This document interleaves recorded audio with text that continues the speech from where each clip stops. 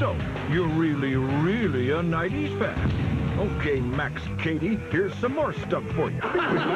It's I Love the 90s Part G, and this is 1991 again. Showtime! The flicks. Hasta la vista, baby. The fashions. The trends. Oh my God, get off that payphone. 911, look. The TV. Beautiful. The tunes. The song is Shut Up and Me. A totally fly year that gave us these burning questions. Y'all ready for this? Why in the hell would Native Americans be offended by this? Simulate scalping the way drunk Indians used to do it. When the USSR ended, did a dude named Stan dole out the land? Kazakhstan, Uzbekistan, Don Johnston. And why is Public Enemy so misunderstood? How low can you go? Death row? What a buffalo? The answers to those questions, plus Schwarzenegger goes from the Terminator to the Iron Chef. You use too much egg, you idiot. And Wilt Chamberlain slam dunks his ding-dong 20,000 times. 20,000, where? Here in L.A.? You got pictures? Because you still love the 90s. Because you're still sporting a beeper and a big-ass clock. Admit it. This is 1991, Part G. Come out, wherever you are. 90s back. All right. Break it down. Fire. Sheriff calls us outlaws. But I say we are free. Robin Hood, Prince of Thieves is about a communist sympathizer in tights who takes people's hard-earned money and gives it to lazy people. Robin Hood! Lord bless me! Costner was hot. Yeah, he was hot in the 90s. He was like the in guy. Kevin Costner understood that one of the rites of passage of being a gigantic star is doing a period piece. But in this case, he sort of flouted convention by not even trying to do a British accent. This is English courage. The worst part was that everyone around him and all these extras are incredibly like this old English, like, but we ain't got nothing to eat! But we ain't got nothing to eat! And he's like, no, you haven't got anything to eat! Where does this intolerable hatred for me come from? Robin Hood is bathing sexily, and Maid Marian sort of comes over and catches a glimpse of him. And it's like, oh, me does think I see a naked man. Me does think I like it. And then all of her friends are like, don't look. And they're like, oh, but I can't. I have to look. But if she knew that it wasn't really Robin Hood's ass. Oh, it was a butt double? And when it's a fake butt, it's just disappointing. And frankly, it set me wrong for the next 10 years. My favorite scene in Robin Hood is where the arrow flies and the camera goes with the arrow. Split the arrow in half. That was a great shot. The arrow cam, it was called. However the hell they made the arrow split in half, you're like, that is so badass. You're unbelievable. I did not see Robin Hood, Prince of Thieves. Something kept me away from that. Maybe it was the Bryan Adams song that got pounded into our heads that year. Look into my eyes, you will see. I never heard of Bryan Adams, and I knew all the words of the song. That's how much they played it. Got that voice. Everything I do it for you. A lozenge? Would you like a lozenge? I can't believe someone can sit down and write those lyrics. Everything I do. Well, secretaries got to have music to listen to, right? I don't know. That's mean. Sorry, secretaries. I love 91. I'm Arnold Schwarzenegger, and I'm opening a restaurant. The premise of Planet Hollywood is that huge, multi-billionaire movie stars know a lot about hamburgers. Yeah, because I know that when I'm starting a restaurant, I want savvy restaurant minds like Sylvester Stallone, Arnold Schwarzenegger, Bruce Willis. What made you get in the restaurant business, Bruce? Job security, you know. Job security. And And I'm sure they were very hands-on. The Wiener Schnitzel I cooked yesterday, I was here in the morning already cooking Wiener Schnitzel. This fryer, the oil is not hot enough for the onion rings. You use too much egg, you idiot.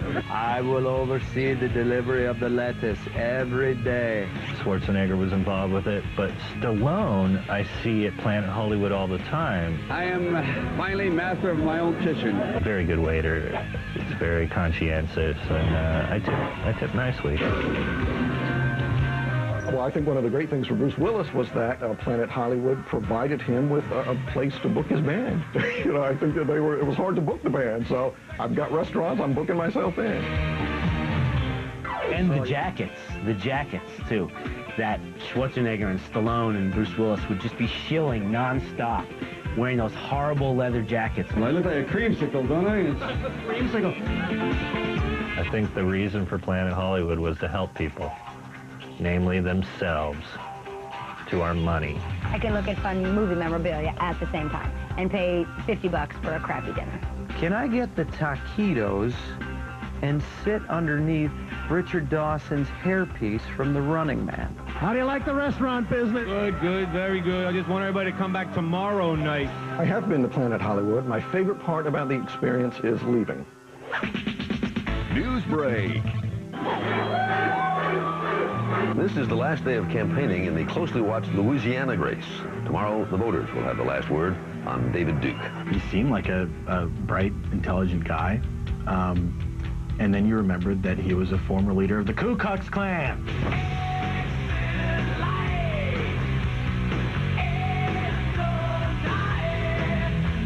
When I heard of David Duke, I thought it was one of the guys from the Dukes of Hazzard. Just a good old boy, never meaning no harm. David did what everybody in the Klan does, which is run for U.S. Senate in Louisiana and get 44% of the vote.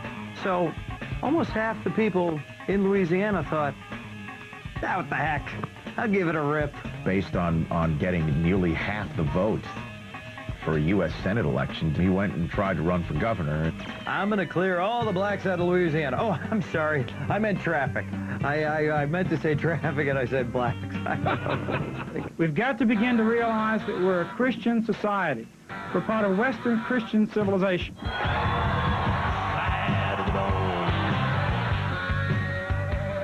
This is the appropriate way to wear the David Duke t-shirt, isn't it?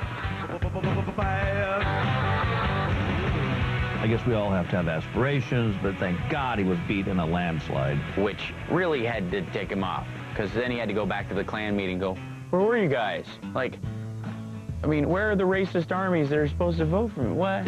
Right now, I believe he manages a Piggly Wiggly, but apparently he's pretty good, certainly selling linen. Hi, I'm David Duke, and Clorox gets my sheets whiter than white. Vidpick. How low can you go? Death Row. What a buffalo. Once again, back is the incredible, the indelible, the untenable. Public enemy #1. For a second there, I thought he was saying water buffalo.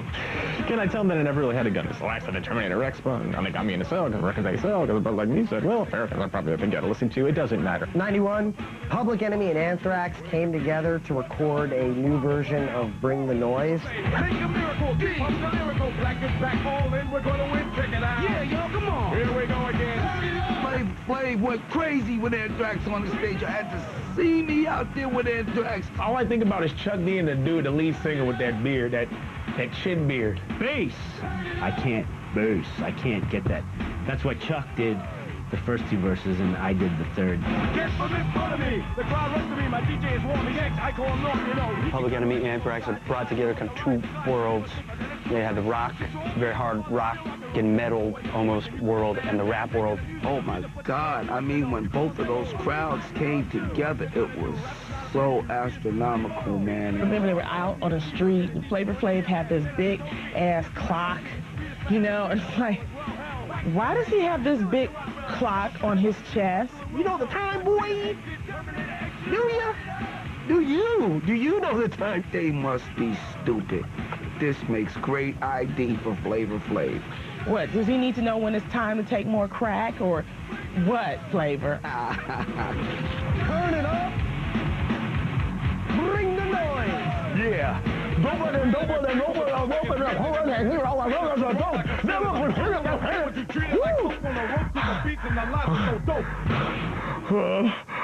I love 91. Coming up, and the real reason the USSR ended. We have no more rubles for you.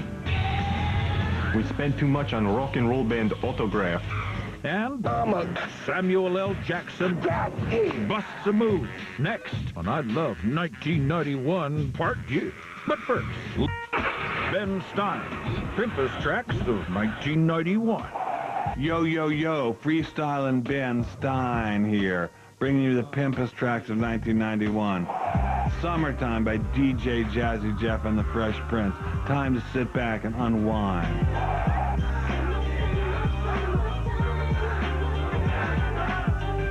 Can't Trust It by my as Public Enemy. Jackin' for Beats by my main man Ice Cube. And it sounds so sweet, Ice Cube and a lynch mob. Whoop, there it is. Keep your head up, players. Got duh. Hi, we're 9 Inch Nails. This is Ice-T. We're happy, shiny people from Living Color here at Lollapalooza. I went out on the first Lollapalooza, summer 1991, when it was a grand experiment. When it was, let's see if this works. You must be drunk. It was the original tour where you had you could mix the rap and the rock and the punk and all of the different kinds of music together, all in one day, and everybody was happy. Lollapalooza was a brainchild of Perry Farrell from Jane's Addiction. I want everybody to just, meet each other and know each other, like a big body of musicians that all know each other. Only good things can come of it. He described an outdoor festival with, we'll have an anti-gun booth, man, but we'll have a booth for the NRA right next to it. I learned a lot of stuff about Greenpeace, the Brady Bill. I got to register to vote. What do you think of a festival like that, man? That sounds like a great festival, Perry. Good idea. I think Lollapalooza is a Greek word from the word lala, meaning bottle of water, and palooza, meaning $4 a pop. Lollapalooza is that huge lollipop. Is that right? Yeah. Those big lollipops that circle like 3,000 times. They're big and green. Is that right? That's called a Lollapalooza. Did not know that. I was in a bit of a haze. He was a bit hazy back then. And the original logo of Lollapalooza was like this little pagan icon thing holding the lollipop. Is that why? That's why. Hey, I didn't know that. After all this time. Hey, we got to know what that was. I remember, too, they had a lot of sideshow stuff, a lot of different things going on. Jim Rowe's sideshow had some pretty wild things. There was a guy that ate light bulbs, and there was a guy that drank disgusting liquids, but my favorite was Lifto. Beautiful Lifto. Lifto would lift large weights with his genitals. I was like, hey, a circus sideshow, and all of a sudden some dude had a fork through his penis and he was hanging like an oven off of it. And I was like, hey, there's no clowns here. I hated when that tour ended. It was a world you didn't want to leave. Everyone was nice. The bands were cool. It was just the funnest. And then it was over. Tight. Both of you's got the fever. The what? Both of you's got jungle fever. Jungle Fever, brief summary. Me and every white woman that I've ever seen in Abercrombie & Fitch. Successful black dude sleeps with a white girl. In the movie Jungle Fever, Wesley Snipes played the black man. Why is it that I'm the only person of color working in this office anyway? And Annabelle, whatever her name is, played the white girl. It's a weird name. No, like her last name is Disease, like Sharara. The concept and the topic of jungle fever. That was crazy. Anything that involves African Americans kind of freaks out white middle America, doesn't it? It freaked out a lot of friends from my neighborhood. Especially when we're sleeping with one of yours. Hey, look, this is the 90s. There's nothing wrong with it, One of my favorite scenes of the movie is when, he just can't take it anymore, and they're making love at work on the desk.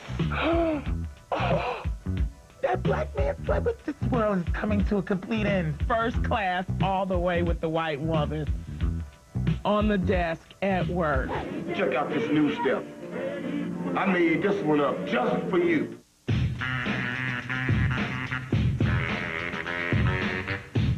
Samuel Jackson is just like out of control, you know what I'm saying? That's how Samuel Jackson got recognized. He was doing the dance, the crackhead dance. Come on, give me some crack. I'm a crackhead.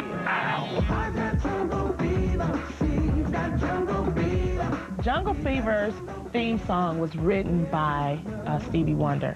Got jungle fever, you've got jungle fever. We got jungle fever. I know that. He's gone white girl hazy, she's gone black boy crazy. There's no something maybe. And after I heard the theme song, I knew that Stevie not only was blind, but he was deaf. News break. The Soviet Union entered 1991 as a superpower, but it's not going to make it to 92. The USSR will go out of existence on December 31st. So one of the biggest events of our lifetime, obviously, major impact on our culture. Listening to the wind of change. The Soviet Union went kaput. Нет. No more Soviet Union. What brought them down was the inability of the Soviet system to allocate capital properly. We spent too much on rock and roll band Autograph. We have no more rubles for you. The countries that emerged from the breakup of the Soviet Union, of course, France, Germany, Scotland, and Poland. Poland at the time, I think, was called Australia. I have no idea. There were several stand countries. I'm not sure why. Kazakhstan, Uzbekistan, Johnston. Kyrgyzstan. Stikistan. Stan. Gorbachev came out of this pretty well. I mean, he didn't emerge as a sort of hated communist dictator. Oh gosh, there's so many great memories I have of Gorbachev. I remember when Mikhail and I went rollerblading for the first time. Hit a birthmark, and he seemed like a pretty cool dude. When we shared some borscht, that was a great memory. I was a little sad to see him go. I feel like he was a kindly old communist. I love 91. Coming up, the power of Chris Isaac. I had to change my underwear after that video. And screw picture phones, let's go back to beepers. Oh, man, who did? Oh, that's my boy, Ray Ray.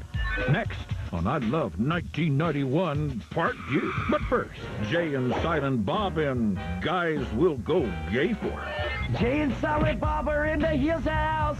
No, we're not gay, but if we were, these are the guys that we go gay for. Oh, this is f***ing horse. I would totally bang Val Kilmer. That dude really got my mojo rising. And Lunchbox over here totally has the hots for Kevin Costner. Silent Bob totally got a thing for guys in tights, don't you? You like guys in tights, Peter Pan and stuff? No? And those are the guys that we go gay for. This is Jay and Silent Bob, and we're out of here. Yeah! I love the 90s. Bye, Hello and welcome to Booty Phone. You have selected the Slow Jams of 1991, also known as the best songs to put on while you're humping on the couch. Rated R. Please select one of the following options. 4. I adore me more. Color me bad. Press 1 now. 4. I can't wait another minute. High five. Press 2 now. Because I love you, Stevie B.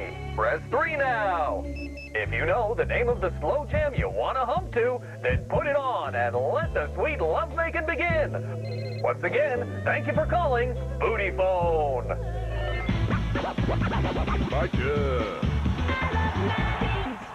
Now, don't take this the wrong way, but you are a Terminator, right? Yes.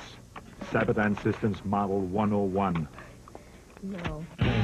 Terminator 2 was only the highlight of my year in 1991. Terminator 2 was the benchmark for the kind of the new era of special effects. Arnold Schwarzenegger got killed in the first Terminator, and then he comes back. Boy, the stuff you can do with time travel. Arnold Schwarzenegger dropped in naked, which was fine at the time. I certainly wouldn't want to see it now. When you come back to the past, they don't give you clothes. All the favorite Arnold lines, especially from, the Terminator series, are sort of now just like the I fallen then I can't get up lines, where now if you say them, you're just immediately a dork. Hasta la vista, baby. Hasta la vista, brother, baby. Oh, I mean baby. Robert Patrick was the liquid Terminator, which I far prefer to the powdered detergent Terminator. It just is too gritty for me. That guy could turn into anything. It's like the Play-Doh of Terminators, I'm fine. Edward Furlong was just a kid who they picked and had never acted before. Did it show? Hi, Flo. Too slow. You be the judge. Did you call moi a dip? Linda Hamilton. She could kick your ass. She could so kick my butt. Her body was tight. She was hot. The thing that everyone remembers was that they had her not wear a bra in the third act, which is a great way to beef up your third act. That one-handed shotgun cock thing, and that you just like, can I replace that gun with anything? Big. Wicked Games is a pretty sexy song, definitely, and then it got sexier with the video. Oh, it was black and white. Had this half-naked girl running around the beach. I had to change my underwear after that video.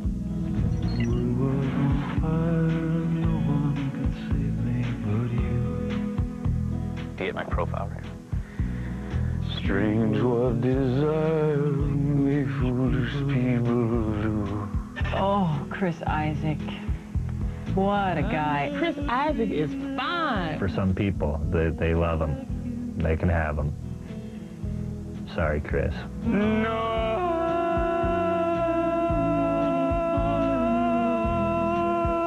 Well, Helena Christensen is the woman on the tree.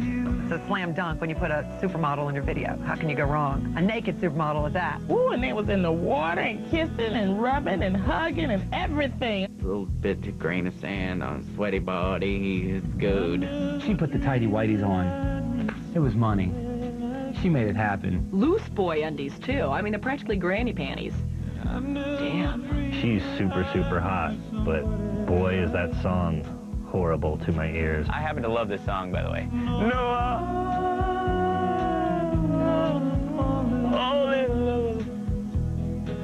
With you.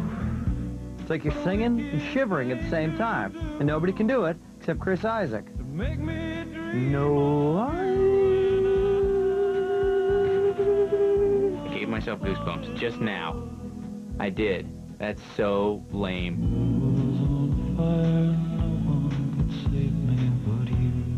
I'd have no problem rubbing one out to that video, but I get my wiener out and then the song is playing. Next thing I know, I'm asleep and somebody comes in and that video isn't on anymore, but Right Said Fred is on. Let me explain. See, this is pretty much hard to explain anything when you got your wiener out and Right Said Fred's on. You're not going to win that. News break. Braves fans are getting some bad reviews from Native Americans because of cheering techniques like the tomahawk chop.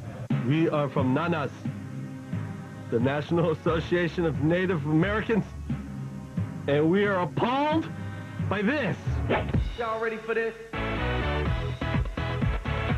The tomahawk chop was, you'd take the tomahawk, and then you would find like a white person, and you'd go, ugh! Simulate scalping the way drunk Indians used to do it. They don't even have words for it. They just go,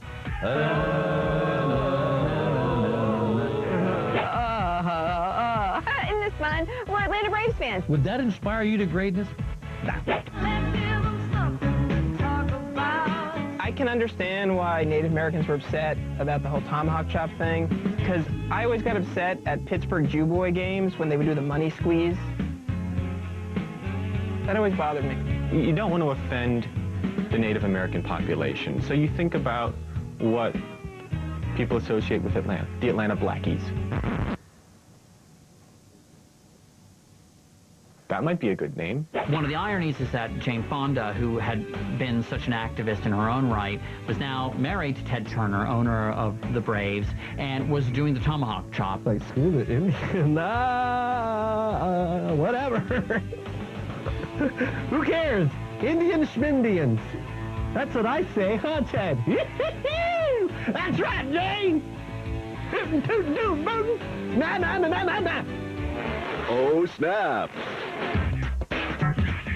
Starter jackets were kind of like the cool teen code. Man, you know, it's funny how fashions start in the hood. When you had a starter jacket back then, you know, you were part of the crew. Seems like the most popular teams was the Bulls. The whole starter revolution kind of went to the suburbs and just made the people who weren't hip just hip until you open your mouth. The Raiders. The only people that wore them in my high school were like white, skinny kids. Cowboys. I'm sorry. Cowboys. I think that was the first thing, too, that, like, girls could kind of wear that was kind of boyish. I actually did a starter commercial. Oh, this is Jazzy Jeff. Yeah, I was an official spokesperson for Starter. And how did I get my starter hat to look like this? It was a whole little spiel that I did, that you grabbed it. First you grabbed the hat. Flipped it. Then you flipped the hat. That was in the 90s. Hey, don't forget, look for the star. The starter jacket was the beginning of your cool outfit, and the beeper sealed the deal. 91 beepers were huge. Everybody had a beeper. The first beeper was like a big, thick device, and it would just make a beep. Beep, beep. The purpose of beepers were for doctors. Doctors got beepers. Businessmen got beepers. I bet you thought pages were only for business people, right? Well, not anymore. It seems like everyone is carrying them. Oh, that's my girl. Now your children, friends, relatives, even the babysitter can reach you instantly almost anywhere you are. Oh, man, who this? Oh, that's my boy, Ray Ray. I remember the coolest thing if you had a beeper was to spell something and turn it over. Like you could spell hello, hell, boobless. You could punch in like 834, and that would spell shit. And if it was important, you pop the 911 at the end of it. Oh my God, get off that payphone. 911, look. 17 meant prime number. 69 mean. I still don't wear a beeper for the obvious reason. The only people who ever call are you. You want to come talk about the 90s some more? I don't need a beeper for that. Every 6 months. I love 91. Coming up, life lessons from the Rugrats. What I really liked about the Rugrats was it taught me to not be afraid. And Extreme pulls a fast one on America. They were extreme. Next on I Love 1991 Part G. But first, Andrea's 90210 Lost Diary. Dear Diary, December 12th, 1991. Today, Brenda lost her virginity to that James Dean poser Dylan. And he's even older than me. What is he, like 37? Ugh, I hate Emily Valentine. She slipped Brenda some Euphoria the other night. How lame is that? Come on, Brando, I am the real deal. And Donna scored a 620 on her SATs. Like she even knows how to spell SAT. What a bunch of dumbasses. Eat me. Roger. The college radio cut of 1991. Yo, straight out of the OC, Lit here with the college radio cut of 1991. Dirty Boots by Sonic Youth.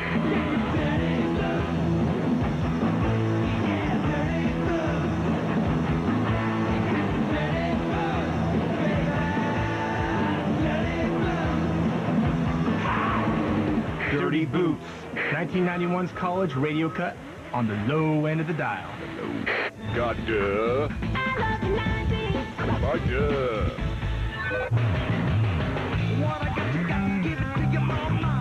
Oh, yes. Red Hot Chili Peppers. Hey.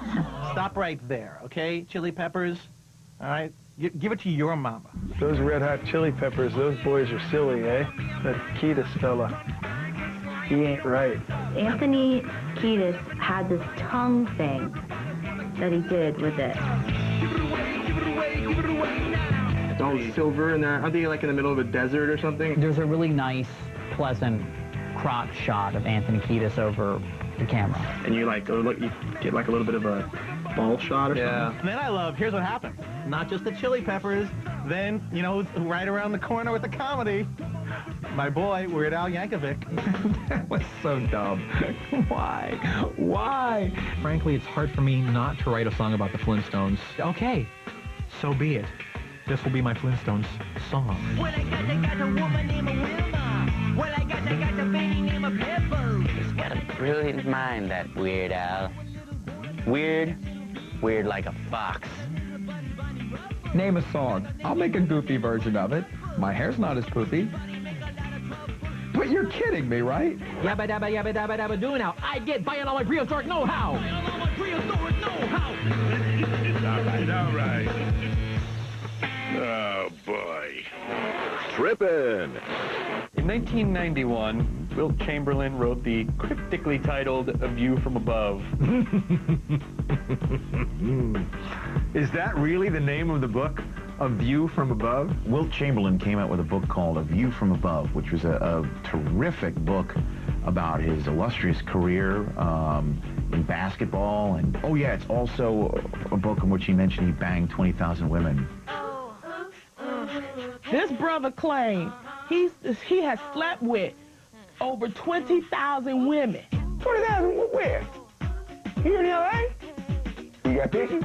All right, what's going on? What's going on, Steve? My pleasure. Enjoy, huh? They sort of did wash out all his other stories in the book to the point where I don't even remember them. Dude, you got pictures. Chapter 1.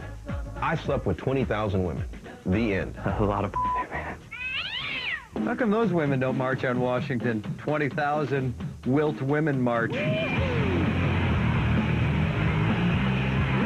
What a great time we had. I remember we spent about 35 minutes together, and then Wilt said, "What's your name again?" just before he kicked me out and made me dress in the hallway. I did my research on the internet, and that equals out to 1.2 women every day. If there are 2 girls in the room, you're counting as twice, you're counting as once. Which also comes out to 0.6 women every 12 hours. Someone gives you a on the bus, quarter? Which also comes out to 0.3 women every 6 hours. That's a lot of nookie.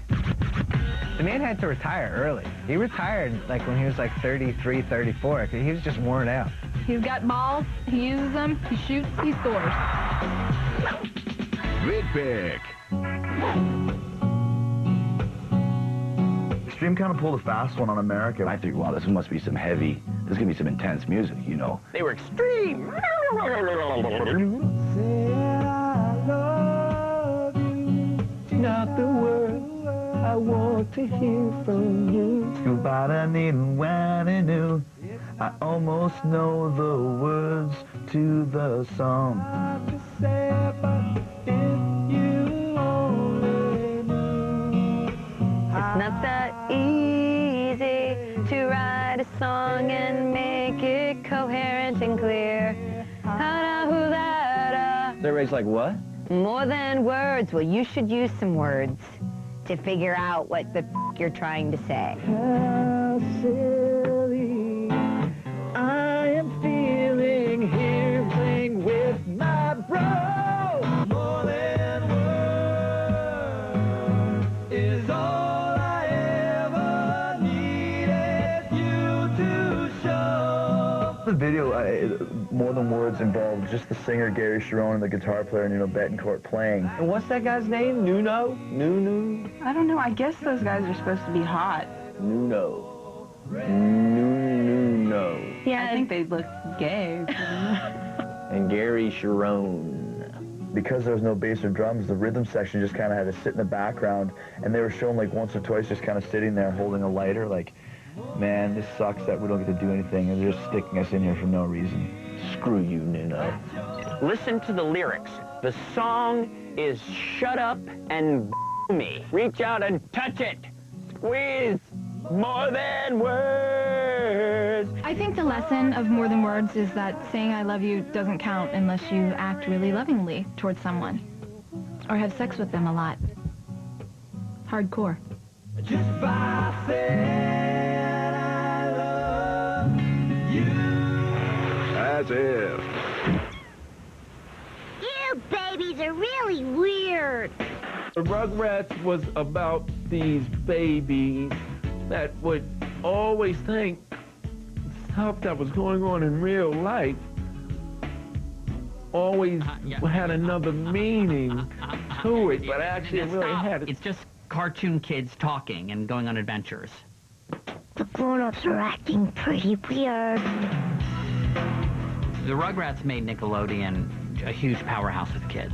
You think Nickelodeon, you think the Rugrats. All the little kids obsessively loved them for some reason, and I think that made it more annoying because they were everywhere. Oh my God, they still live in my house. Maybe we could live here and play here forever. You kidding me? I had Rugrat dolls, Rugrats t-shirt, Rugrat mug. This is Tommy. This is Angelica. Rugrat bed sheets. Angelica's always hating on the little kids. Angelica! She tortures them. I want a Rugrat birthday cake for my birthday.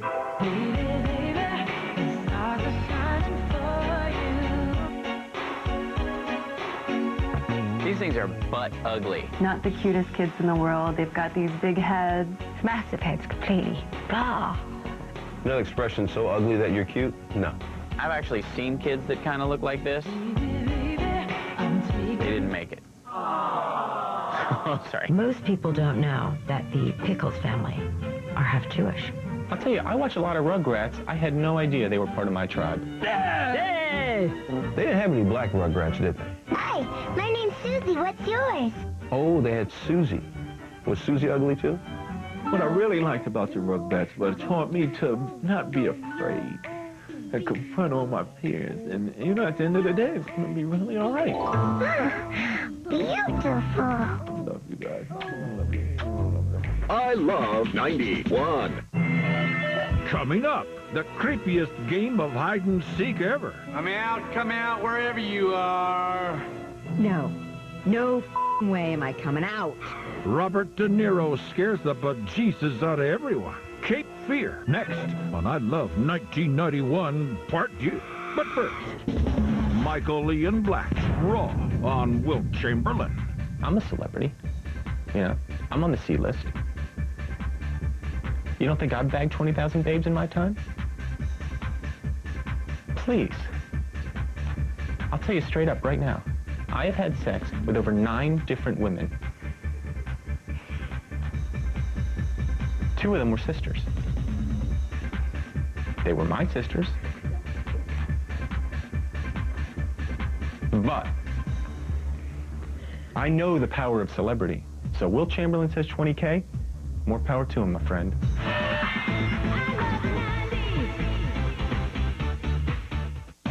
And now, 91.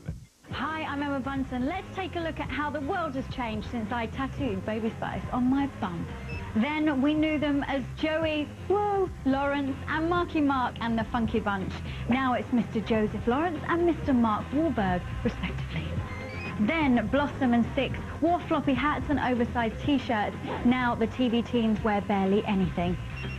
Then Elizabeth Taylor was up to hubby number 8, Larry Fortensky. Now J-Lo is up to hubby number 3, Mark Anthony. Ladies, love your fragrances. Want more stuff from back then? Log on to vh1.com and download your favorite ringtones. Part 2.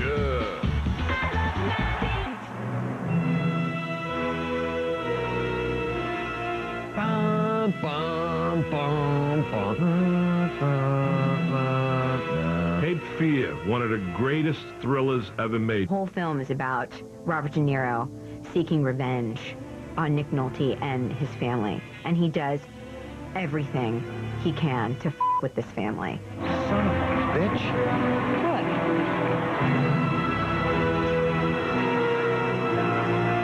He's staring at you. This is the film in which De Niro plays the crazy convict and Nick Nolte plays the guy who's sober. It was kind of scary, but it was also like, there was something really cool about it. You can trust in me, because I'm the do-right man. Robert De Niro plays Max Cady with all the tattoos.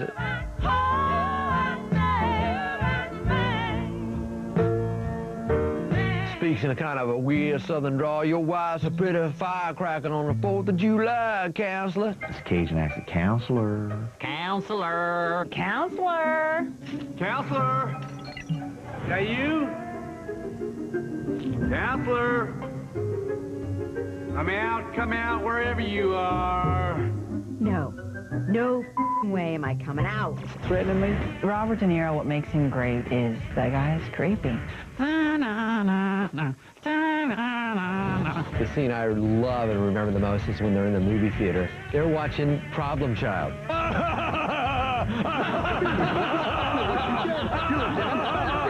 Great scene. It was so nerve-wracking to watch him haunt that family completely, and getting close to Juliette Lewis was something equally as creepy. You're not the drama teacher, are you? Maybe I'm the big bad wolf. They gave me a retainer, and they thought that'd be super creepy. If he defiles her, is that the word? I don't know. And then he sticks his thumb in her mouth and makes her suck on it. Can you hold my retainer while I lick your thumb?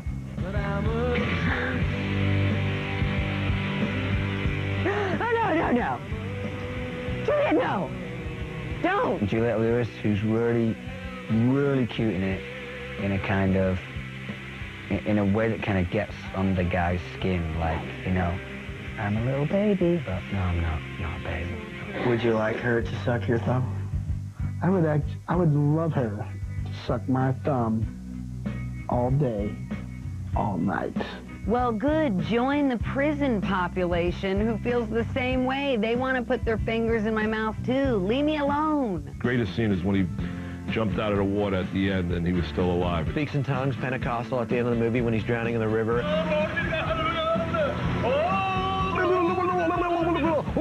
You're a loco la cabeza. Max. Scary. I loved it. He's so scary. It's a great movie. Rent it. I love 91.